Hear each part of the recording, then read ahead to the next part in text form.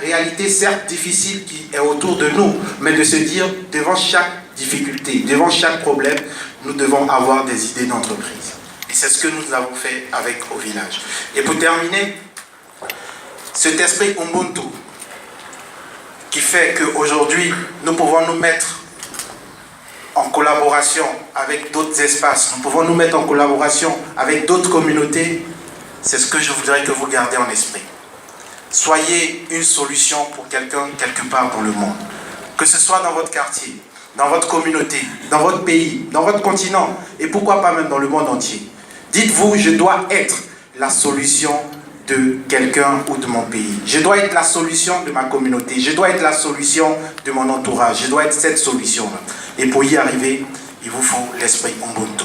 Sur ce, je voudrais dire merci à tout un chacun et cultivons l'esprit Ubuntu pour que le web puisse continuer de vivre, pour que le web puisse aller de l'avant et pour qu'une personne qui a pensé à Africa West Festival, je me rappelle encore, il y a 3 ans, j'étais à Dakar, au sommet de la francophonie avec M.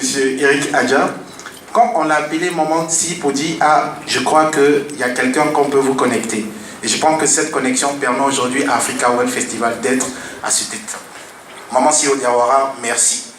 Et lorsqu'elle est venue nous voir au village pour dire « Je sais seul, je ne peux pas faire ce festival, je veux le faire avec vous, parce que c'est un héritage que je veux vous léguer. » Maman, ce matin, devant tout le monde, nous disons que nous voulons prendre cet héritage et nous allons vous y aider à faire de telle sorte que cet héritage puisse être pérennisé.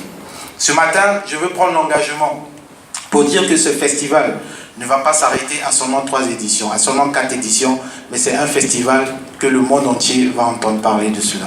Parce que ce festival va aller loin, parce que vous aussi, vous faites partie maintenant, acteurs prenants de ce festival. Je vous remercie.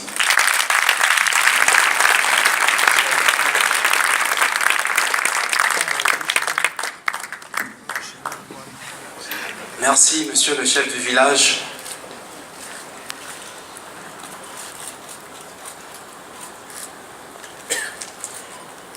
Et comme il a indiqué tout à l'heure, Africa Web Festival, dans sa dimension internationale, c'est aussi l'implication de plusieurs acteurs. Et nous voulons profiter de l'occasion, bien sûr, pour saluer les fondateurs du parcours numérique, que sont Logique, l'Office Jeunesse Internationaux du Québec, et son président directeur général, M. Michel Robitaille. Saluer également l'Office franco-québécois de la jeunesse et Wallonie-Bruxelles International Jeunesse. Merci encore, monsieur le chef du village. Comme je vous l'ai indiqué juste après ce mot de bienvenue, nous aurons 2 présentations techniques. Et la première présentation technique sera bien sûr, elle portera sur la maturité numérique en Côte d'Ivoire. Et ce sera l'affaire d'un pionnier dans la matière, il est certifié auditeur. Il est du cabinet Deloitte, ici même en Côte d'Ivoire. Il a mené plusieurs études dans ce domaine. Mesdames et messieurs, je vous prie, s'il vous plaît, de bien vouloir accueillir ici et maintenant M. Habib Bamba, qui est directeur en charge du pôle conseil de Deloitte Côte d'Ivoire, spécialisé dans l'accompagnement en organisation, gestion des risques, gestion de projets et système d'information. Monsieur.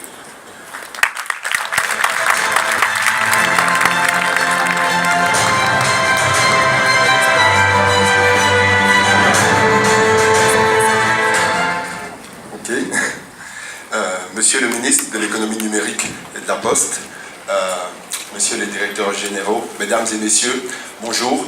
C'est avec un énorme plaisir que je suis devant vous aujourd'hui pour cette 4e édition des Africa Web Festival, un événement qui n'arrête pas de monter en envergure et en qualité. Donc je souhaite déjà féliciter tous les organisateurs et en particulier notre maman, Madame Diawara, ici présente. Donc, merci à tous. Je suis ravi du thème de cette édition. Pour moi, que je simplifierai en montrant justement que le digital, c'est véritablement l'affaire de tous. Je pense que le digital n'est pas uniquement l'affaire des technologies ou des télécoms, mais véritablement tout le monde est concerné. Je suis ravi de voir qu'on va parler de mode, je suis ravi qu'on élargit le spectre. Et justement, cette enquête que nous souhaitons présenter, je pense que c'est l'idée qui en ressort. Il y a 2 ans, nous avons présenté aux Journées d'entreprise numérique notre enquête commanditée par le patronat ivoirien sur la maturité numérique des entreprises ivoiriennes. qui nous a permis d'échanger et d'avoir un premier état des lieux, un premier panorama de l'état du digital en Côte d'Ivoire. C'est un exercice qui a beaucoup plu dans la sous-région et on a vu qu'il nous manquait une petite chose, c'est qu'on n'arrivait pas à comparer nos entreprises ici avec les entreprises de la région.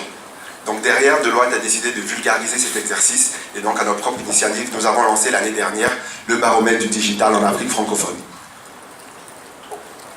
Ok, j'espère que les slides vont apparaître. Donc nous avons pu lancer cette étude l'année dernière à laquelle plus de 400 entreprises en Afrique francophone ont participé sur 7 pays, regroupant 3 régions. Donc en Afrique de l'Ouest, nous avons eu le Bénin, le Togo et la Côte d'Ivoire. En Afrique du Nord, l'Algérie, la Tunisie et le Maroc. Et le Cameroun en Afrique centrale. Donc 7 pays participants, plus de 400 entreprises, donc pour permettre d'avoir cet état des lieux du digital en Afrique francophone. Ok.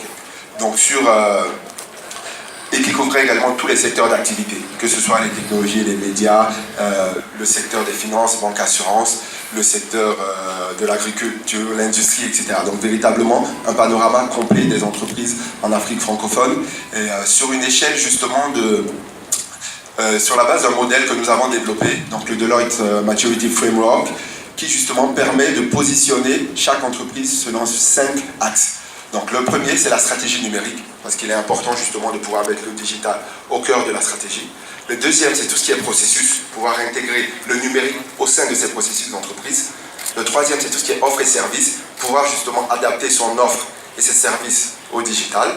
Le quatrième, l'engagement client, donc pouvoir justement avoir un engagement et une démarche dédiée. Et le dernier, donc le modèle économique, donc pouvoir adapter son modèle d'affaires et ses processus au digital.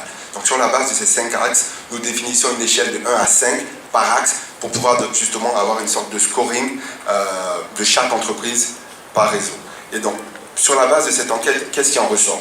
Le premier constat qui en ressort au niveau africain, c'est qu'on a une véritable prise de conscience du numérique dans la région. Quand on parle de prise de conscience du numérique, ça se manifeste à plusieurs niveaux. Déjà, si on peut avancer, prochain. Next. Je ne sais pas si c'est très visible, mais bon. Donc, premièrement, on voit que 80% des entreprises dans la zone ont initié lancé au moins une initiative numérique sur les dernières années. Quand on dit initiative numérique, ça peut être des applications mobiles, ça peut être toutes sortes de nouveaux services digitaux, mais 80% ont lancé au moins une initiative qu'on pourrait qualifier de digitale. 87% des entreprises disposent d'une base de données clients. Et la moitié commence maintenant à étudier le comportement de ses clients à partir de ces bases de données-là. C'est-à-dire qu'on commence à franchir la seconde étape où justement on commence à analyser le comportement de ses clients en s'appuyant sur des outils digitaux. On a également plus de 70% des entreprises qui suivent maintenant leur e-réputation, leur réputation en ligne. Aujourd'hui, chaque entreprise prend conscience du fait qu'il est important d'avoir une veille sur ce qui se dit sur son entreprise, sur le web, sur les réseaux sociaux, etc. Et ça se manifeste de plusieurs formes, par des entreprises spécialisées ou par des, justement, experts digitaux au sein des entreprises. Mais par contre, on voit également qu'il reste pas mal de choses à améliorer. Premièrement, les investissements restent encore en décalage avec cette nouvelle prise de conscience. On a plus de 57% des entreprises répondantes qui justement investissent moins d'1% de leur chiffre d'affaires dans les initiatives numériques. Et on a également un gros décalage par secteur. On voit que par exemple, plus de 12% des entreprises du secteur des TMT, donc technologie, médias, télécom, investissent plus de 50%. Ça veut dire qu'on a encore cette vision où on a des entreprises des technologies, des médias ou des télécoms qui se sentent concernées par les digitales et qui investissent massivement. Et on a près de 99% des entreprises qui se disent « mais nous, je ne suis pas une entreprise digitale, ce n'est pas mon cœur de métier. » Et donc, oui, il y a cette prise de conscience, mais les investissements restent encore peu en ligne avec cette prise de conscience. Autre élément, puisqu'on est au Africa Web Festival, on a jugé important de le mentionner, on a 92% de nos entreprises qui sont représentées sur le web, qui proposent de l'information, plus de 80% qui disposent justement de catalogues de produits en ligne, mais on n'en a même pas 20% qui permettent de faire des transactions en ligne, qui permettent de faire du e-commerce. C'est-à-dire qu'aujourd'hui, pour la plupart de nos entreprises, le web est un outil d'information, un outil de présentation, mais on ne tire pas complètement profit de ce qu'on peut faire derrière via ces outils. L'année dernière, j'étais au Africa Web Festival, ici dans un atelier avec la LONASI, sur justement la transformation digitale. Et j'ai trouvé cet exemple particulièrement intéressant où justement le directeur marketing de la LONASI expliquait pourquoi ils avaient lancé un projet de transformation digitale. Et il expliquait que il y a peut-être 10 ans, c'était de routine pour tout le monde d'utiliser des petits bulletins à gratter pour la loterie ou de faire la file pour des stands de PMU, etc. Et aujourd'hui, les gens ne le faisaient plus. Et quand ils ont lancé les enquêtes, ils ont réalisé que les différents concurrents de la LONASI aujourd'hui, ce n'est pas forcément ce à quoi ils s'attendaient. Ils ont réalisé qu'il y a un nombre impressionnant d'Ivoiriens qui pariaient en ligne sur BetClick par exemple, ou qui pariaient sur des matchs de Ligue des Champions, etc. Donc ils ont réalisé aujourd'hui qu'il fallait s'adapter aux nouveaux usages de la population, pouvoir avoir des applications mobiles, pouvoir avoir des possibilités de parier sur les outils où sont leurs utilisateurs.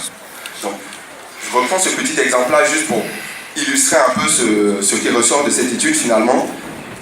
Le digital, c'est l'affaire de tous. Et il est important, peu importe le secteur, peu importe le domaine, que toutes les entreprises puissent justement se positionner et mettre au cœur de leur réflexion stratégique ce sujet du digital. L'idée n'est pas d'aller dans du tout digital. Comment je vais aller, il y a beaucoup de buzzwords aujourd'hui, on entend parler de 3.0, de cloud, d'internet des objets, etc.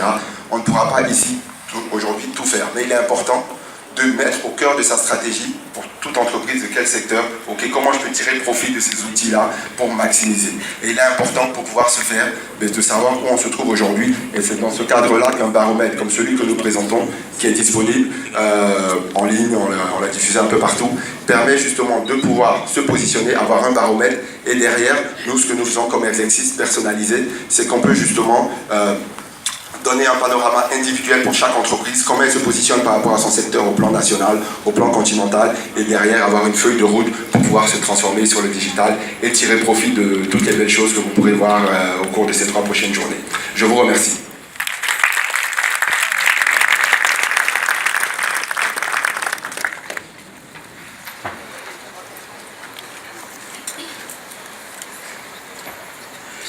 Merci.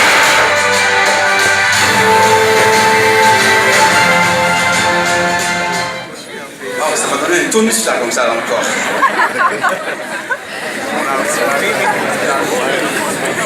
Merci, monsieur Habib Bamba.